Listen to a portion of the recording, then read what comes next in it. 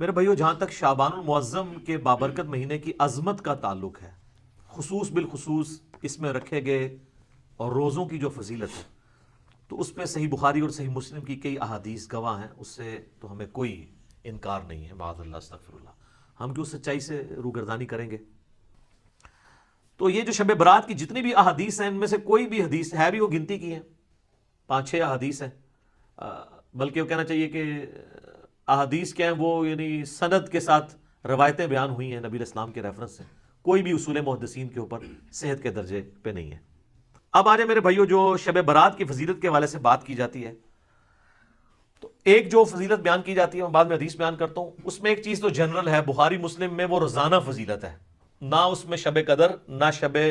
برات کو کوئی دخل ہے۔ بخاری مسلم دونوں میں حدیث ہے کہ اللہ تعالیٰ آخری تہائی رات میں، یعنی اگر رات ہے نا 8 گھنٹے کی، تو آخری آپ سمجھ لیں آلموسٹ 2.5 گھنٹوں میں، 2.75 گھنٹوں میں،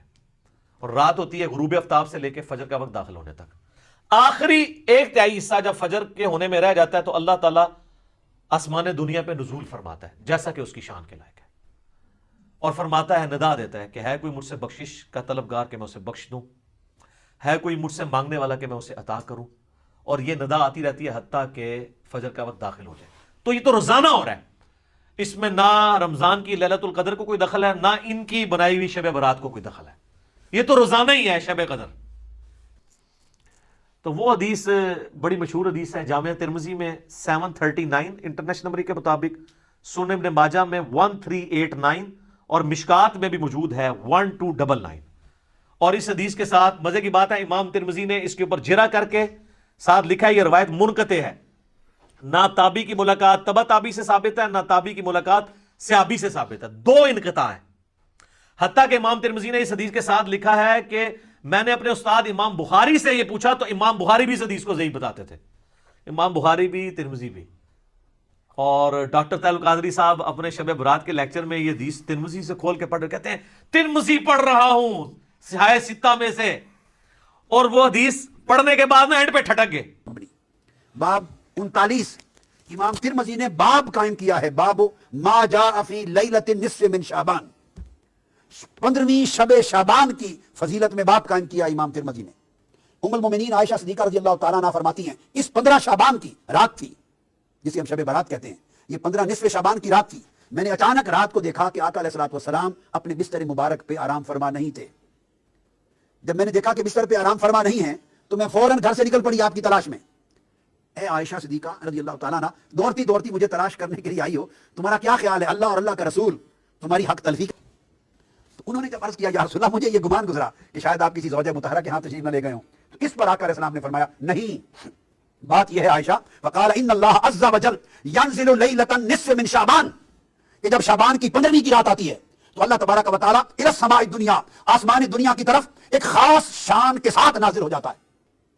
تو ایک قبیلے کا ذکر کیا جن کے پاس بہت بکریاں ہوتی تھی، فرمایا وہ قبیلہ جس کے پاس دنیا میں سب سے زیادہ بکریاں ہیں، ان بکریوں کے اوپر جتنے بال ہیں ان بالوں سے بھی بڑھ کر اس رات اللہ میری امت کی بخشش فرما دیتا ہے۔ اس شب برات، اس لیے اس کو شب برات کہتے ہیں کہ اس رات دوزخ سے آزادی ہوتی ہے، برات ہوتی ہے، بخشش کا اللہ کی طرف سے اعلان ہوتا ہے۔ اور اس کے بعد امام ترمذی روایت کرتے ہیں وفی الباب عن ابی بکر الصدیق، اسی باب میں اسی موضوع پر یہ حدیث سیدنا ابو بکر صدیق رضی اللہ تعالیٰ عنہ نے بھی روایت کی ہے۔ تو 15 شعبان کی رات کی اہمیت حضور کی سنت سے ثابت ہوئی، سیدنا صدیق اکبر کی روایت سے ثابت ہوئی، اور ام المومنین حضرت عائشہ صدیقہ رضی اللہ تعالیٰ عنہ کی روایت سے، جسے امام ترمذی نے مستقل باب قائم کر کے بیان کیا۔ کیونکہ اس کے بعد لکھا ہوا تھا، ان کو تو پتا تھا نا کہ امام ترمذی کہہ رہے ہیں کہ نہ میرے نزدیک یہ روایت ٹھیک ہے نہ امام بخاری کے نزدیک، تو ڈاکٹر صاحب ہم تو آپ کے دلائل بھی سامنے رکھتے ہیں، آپ ذرا جرت کرتے ہیں اور لکھتے کہ امام ترمذی نے اور بخاری نے کہانی کرائی ہے، میں وڈا کوئی اسکالر ہوں محدث ہوں۔ ویسے تو آپ البانی کے اوپر بھی جرا کرتے ہیں کہ البانی کو کیا اختیار ہے کہ جن حدیثوں کو امام بخاری یا امام ترمذی لے کے ہیں تو یہ ضعیف کہہ دے یا صحیح کہہ دے، تو آپ نے بھی تو یہی کام ڈالا ہے امت کے ساتھ، آپ نے وہ کیوں نہیں آگے پڑھے؟ حتیٰ کہ مشکات نے 1299 پہ انہوں نے بھی جب لی نا، انہوں نے امام ترمذی اور امام بخاری کے کمنٹ ساتھ نقل کی ہیں، یہ شب برات والی حدیث کے ساتھ ترمذی کے ریفرنس سے لی، 739 ترمذی، سنن ابن ماجہ 1389، مشکات 1299، وہ بڑی مشہور حدیث کے سیدہ عائشہ کہتی ہیں، یہ روایت مطلب کمزور ہے، میں بیان کر رہا ہوں۔ ایک رات نبی علیہ السلام کو ہم نے بستر پہ غائب پایا، تو میں اٹھی، میں نے یہ گمان کیا کہ اللہ کے نبی علیہ السلام کسی اور بیوی کے پاس نہ چلے گئے ہوں، تو میں نے دیکھا ابا کی یہ غرقت میں گئے ہیں اور وہاں پہ نبی الاسلام کو میں نے جب پایا تو آپ نے فرمایا عائشہ تم نے کیا سمجھا کہ اللہ اور اس کا رسول تم سے خیانت کریں گے، یعنی میں کسی اور بیوی کے پاس چلا جاؤں گا؟ آپ صلی اللہ علیہ وآلہ وسلم نے فرمایا عائشہ یہ آج شعبان کی 15ویں رات ہے، اس رات اللہ تعالیٰ آسمان دنیا پہ تجلی فرماتا ہے اور بنی کلب کی بکریوں کے بالوں کے برابر لوگوں کی مغفرت کر دیتا ہے۔ تو یہ وہ حدیث ہے۔ ویسے قبرستان جانا ٹھیک ہے، مسلم شریف میں اوپر تلے 10 احادیث ہیں، اسی کو سپورٹنگ بالکل اسی طرح کی ایک حدیث ہے جس میں اما عائشہ نبی الاسلام کے پیچھے گئی ہیں، تو اس میں وہ کہتی ہیں کہ نبی الاسلام نے بقیع غرقد کے مردوں پہ 3 دفعہ یوں ہاتھ اٹھا کے دعا کی۔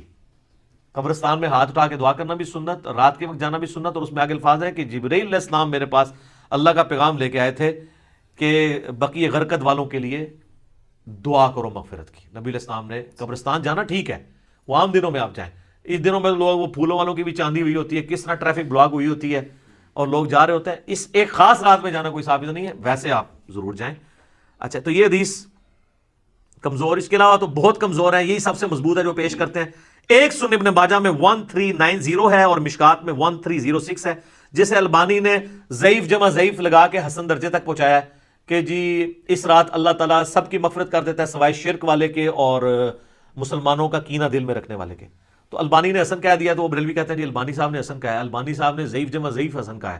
حالانکہ انتہائی ضعیف روایت ہے، اس میں 2 سکم ہے۔ نمبر 1 2 راوی ہیں، دونوں ان نون ہیں، مجہول، زبیر بھی اور عبد الرحمن بھی۔ دوسرا سکم ہے کہ 2 راوی ابن لہیہ اور ولید دونوں مدلس ہیں اور ان سے روایت کر رہے ہیں، اور مسلم کے مقدمے میں لکھا ہے کہ مدلس کی ان والی روایت سما کی تصحیح کے بغیر ضعیف ہوگی۔ تو یہ شیخ زبیر صاحب نے اسی لیے مشکات کی 1306 کے نیچے لکھا ہے کہ ظلمات میں ڈوبی ہوئی روایت ہے یہ، یعنی یہ ضعیف نہیں ہے، پکی ضعیف ہے۔ اب وہ راوی ہے سیدنا مولا علی مرتضیٰ روایت کرتے ہیں قال قال رسول اللہ صلی اللہ علیہ وسلم اذا کان لیلۃ النصف من شعبان۔ اب وہاں حضور علیہ السلام کی سنت کا بیان تھا کہ اٹھ کر 15 شعبان کی شب کو عبادت کرنا اور بطور خاص بقیع میں قبرستان میں جا کر مرحومین کی بخشش کے لیے بھی دعا کرنا اور اپنی بار اللہ کے حضور اپنی التجائیں بھی کرنا اور آخرت کو بھی یاد کرنا، یہ ایک سنت تھی۔ اسی سنت کے تحت اس شب مسلمانوں کی بھاری اکثریت قبرستان جا کے فاتحہ خوانی کرتے اور اپنی آخرت اور موت کو یاد کرتے ہیں، یہ آقا علیہ السلام کی سنت ہے۔ اب اس کے بعد سیدنا مولا علی المرتضیٰ عن علی ابن ابی طالب رضی اللہ تعالیٰ عنہ، آقا علیہ السلام نے فرمایا کہ جب شعبان کی 15ویں رات آتی ہے تو آقا فرمایا فقوموا لیلہا وصوموا نہارہا، جب 15ویں شعبان کی شب آئے، شب برات، تو لوگوں اس رات قیام کیا کرو، نوافل پڑھا کرو، عبادت کیا کرو، اور اس کے دن کو یعنی 15ویں شعبان کے دن کو روزہ رکھا کرو۔ کیوں؟ پھر آقا علیہ السلام نے سبب بیان کیا، فرمایا فإن اللہ ينزل فيها لغروب الشمس الى سماء الدنيا۔ اب فرق یہ ہے ہر رات اور 15ویں شعبان کی رات میں فرق یہ ہے، ہر رات اللہ تعالیٰ نصف شب کے بعد جب آخری حصہ رات کا 1/3 رہ جاتا ہے تو آخر شب اپنا نزول جلال فرماتا ہے، نزول رحمت فرماتا ہے، اور اس وقت آسمان دنیا پہ آ کے بندوں کی بخشش کے لیے ندا فرماتا ہے، یہ آخر شب ہے۔ اور 15 شعبان کی رات کی خصوصیت یہ ہے، آقا نے فرمایا ینزل فیہا لغروب الشمس الی سماء الدنیا، کہ ادھر سورج غروب ہوتا ہے 14ویں شعبان کا، تو غروب آفتاب کے ساتھ ہی اللہ تعالیٰ آسمان دنیا پر اپنی شان قدرت کے ساتھ نزول جلال فرماتا ہے، اور طلوع فجر تک اللہ تعالیٰ انسانوں کے قریب آسمان دنیا پر آ کر لوگوں کی بخشش و مغفرت کا سامان فرماتے رہتے ہیں۔ پھر جو میں نے شروع میں بات کی تھی کہ قرآن حکیم کا مقدمہ تو اس کو سپورٹ ہی نہیں کرتا، یہ شب برات کی فضیلت میں قرآن کی جو آیت لے کے آتے ہیں نا، وہ سورہ الدخان سورت نمبر 44، اسی میں نے مسئلہ 44 رکھا تھا، اس کی شروع کی 6 آیات، اعوذ باللہ من الشیطان الرجیم، حامیم والکتاب المبین انا انزلناہ فی لیلۃ مبارکۃ انا کنا منذرین فیہا یفرق کل امر حکیم۔ حامیم، اس کتاب مقدس کی قسم، ہم نے بے شک اس قرآن کو ایک بابرکت رات میں اتارا ہے، اور جس رات میں اللہ کی قدرت کے کام اللہ تعالیٰ یعنی فرشتوں کو اسائنمنٹس بانٹ دیتا ہے اور اپنے رب کی طرف سے یہ چیزیں نازل ہوتی ہیں، ہم بھی فرشتوں کو بھیجنے والے ہوتے ہیں، یہ کہتے ہیں جی یہ وہ رات ہے جو شب برات ہے۔ ہم کہتے ہیں یار قرآن خود بتا رہا ہے کہ وہ رات جس میں اللہ تعالیٰ نے قرآن نازل کیا وہ رات کون سی ہے؟ قرآن میں تو 2 راتیں تو نہیں آئی ہیں، وہ کہتے ہیں 2 راتیں ہیں، ایک میں نا لوح محفوظ سے پہلے سامان پہ آئی ہے، دوسرے سے نیچے آئی ہے، تو قرآن تو ایک رات کو ہی جانتا ہے، دوسری رات کو تو جانتا ہی نہیں قرآن۔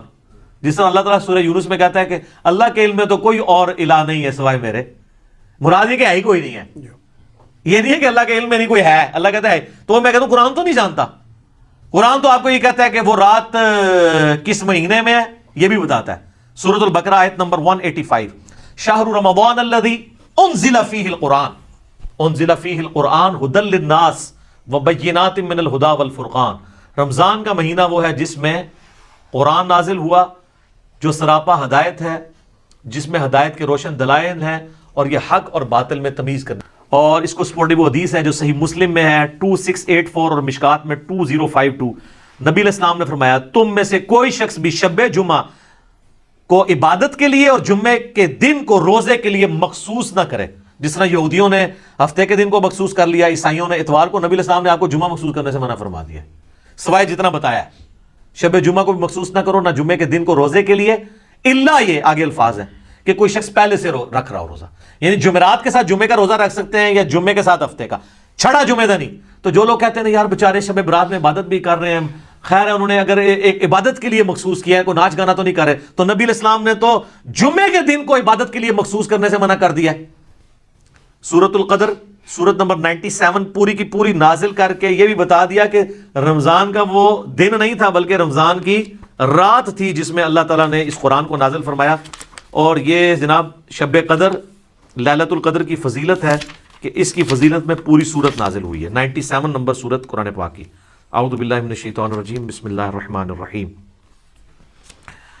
انا انزلناہ فی لیلۃ القدر، بے شک ہم نے اس قرآن کو نازل کیا فیصلوں والی رات میں، ڈیسٹنی والی رات میں، عزت والی رات میں. یہ تمام ترجمے درست ہیں. وما ادراک ما لیلۃ القدر، اور تم کیا جانو کہ وہ عزت والی رات کون سی رات ہے، کیا اس کی اہمیت ہے. لیلۃ القدر خیر من الف شہر، یہ ایسی رات ہے جو 1000 مہینوں پر بھاری ہے. 80 سال سے زیادہ کا ثواب ملتا ہے اس ایک رات میں عبادت کرنے کا. تو 80 سال تو عمر ہی بڑے لوگوں کی کم ہوتی ہے، کم لوگوں کی. تنزل الملائکۃ والروح فیہا باذن ربہم، اس رات میں فرشتے نازل ہوتے ہیں اور روح قدس جبرائیل علیہ السلام بھی اپنے رب کے اذن سے، من کل امر، ہر طرح کا کام لے کے. وہی جو آیا تھا فیہا یفرق کل امر حکیم، جو یہ کہتے ہیں جناب آج پتے کٹ جانے دیں، وہ سارے پتے کٹتے تھے شب قدر وچ، شب برات وچ نہیں. سلام، یہ رات سراپا سلامتی ہے. ہی حتی مطلع الفجر، اور یہ سلامتی کا سلسلہ فجر کے وقت داخل ہونے تک جاری رہتا ہے. تو اس کی خصوصیت ہے کہ مغرب سے لے کے فجر تک رہتا ہے. ایک جو شعب الایمان امام بیہقی کی کتاب میں ایک تابعی سے صحیح سند سے ثابت ہے، مقبول تابعی، وہ یہ کہتے ہیں کہ اس رات اللہ تعالیٰ آسمان دنیا پہ نزول فرماتا ہے، یعنی شعبان کی 15ویں رات. اور جو لوگوں سے بغض نہیں رکھتے اور شرک نہیں کرتے ان کے سوا، یعنی ان لوگوں کو اللہ تعالیٰ بخش دیتا ہے، ان کے سوا باقی لوگوں کی بخشش نہیں ہوتی. لیکن یہ تابعی کا قول ہے. اور امام مسلم نے مقدمے میں لکھا ہے کہ تابعی اگر صحابی کا نام لیے بغیر، سند بیان کیے بغیر روایت بیان کرے گا تو وہ روایت مردود ہوگی، کیونکہ سند پوری نہیں. کیونکہ اکثر روایتیں تو تابعین کے ذریعے امت کے اندر آئی ہیں نا، جو غلط روایتیں ہیں.